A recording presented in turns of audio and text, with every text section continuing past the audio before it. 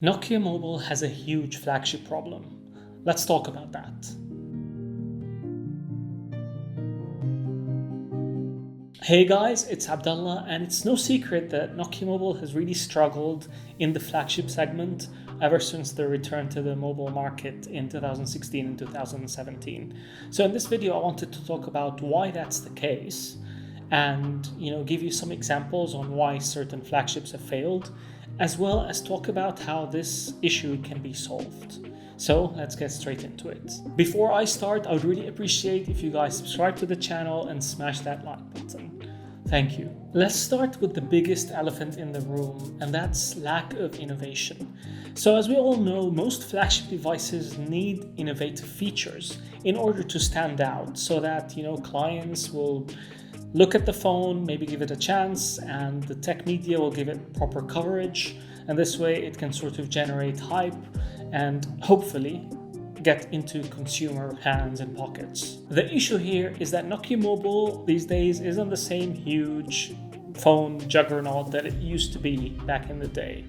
And because of this, there is very clear lack of money being spent on research and development, and a much smaller budget overall. This is because research and development needs a lot of money, and companies like Samsung and Huawei and Apple have huge research centers, and they spend millions of dollars trying to create innovative features, while Nokia Mobile currently is a small startup.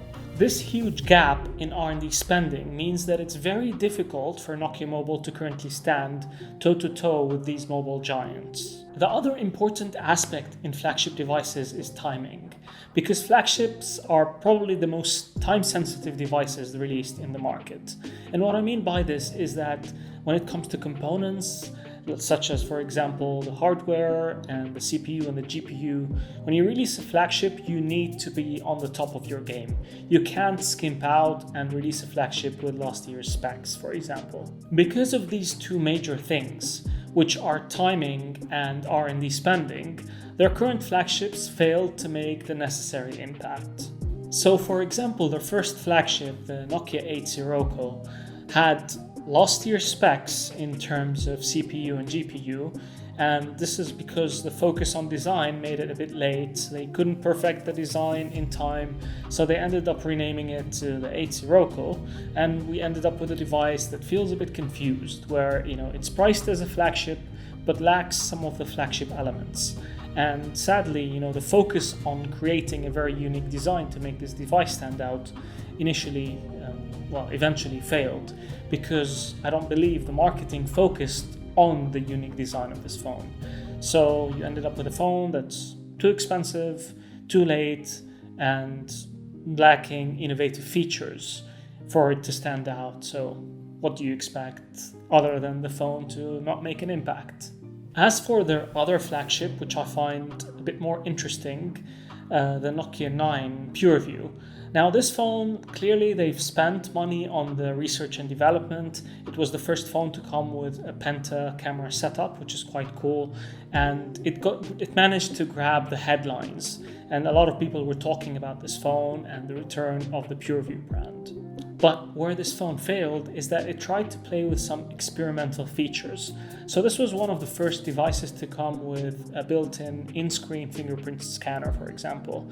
And the first generation of this technology wasn't great, and this phone suffered because of this. The other issue was with the camera technology itself, where it did manage to capture amazing pictures and it had a unique selling point in raw images.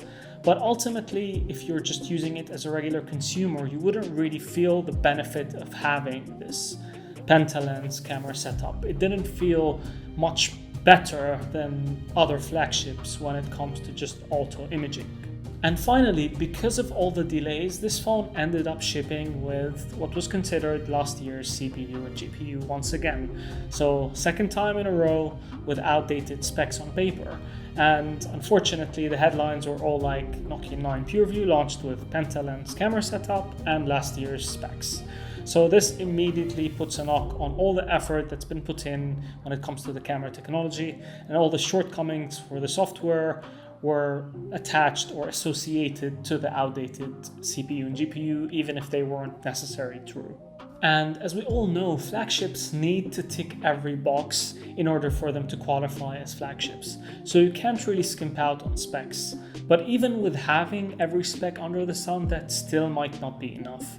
And I think the biggest example of this is if you look at the Moto Edge, for example, and the Edge Plus, which were really good devices offered at fairly competitive prices for flagships or within the same range, but ultimately just failed to make an impact, and most of you probably already forgot about them, even though they were really solid phones. So the question is, what can Nokia Mobile do in their current situation in order to create a compelling flagship? So in my opinion, they need to create a flagship that grabs headlines and doesn't end up disappointing. So with the 9 PureView, they managed to grab headlines, but the end result wasn't what people were hoping for and people were expecting, and the phone just had too many shortcomings. So the way to grab headlines is by either having a very unique, innovative feature, or by being super competitive when it comes to pricing.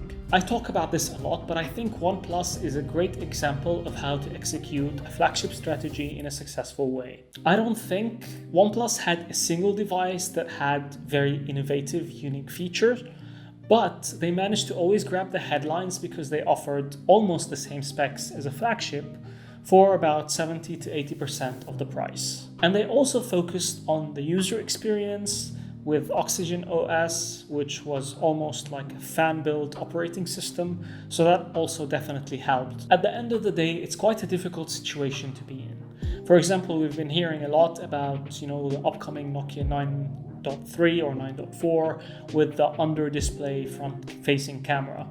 And I think they made the right choice by not trying to be the first to implement this technology, because we all saw what happened with the ZTE Axon 20 and how, everybody was talking about how it had the first under-display front-facing camera, but it was implemented poorly and the technology is clearly still not mature yet. So they made the right choice to wait here. But it's still a tricky situation, because what do you do in terms of innovation? How do you make yourself stand out? And as I said, I think the best way to do this is to come out of the gate with a very beautifully built, solid hardware design and offering specs for a very, very competitive price. I think that's literally the only way they can stand out at the moment. Anyways, I would love to hear what you think they could do in order to stand out and what they need to fix in order for them to have a successful flagship strategy. So let me know in the comments down below. That's it from me. I hope you guys enjoyed this video. If you did, please don't forget to share, like, and subscribe, and I'll see you in the next one.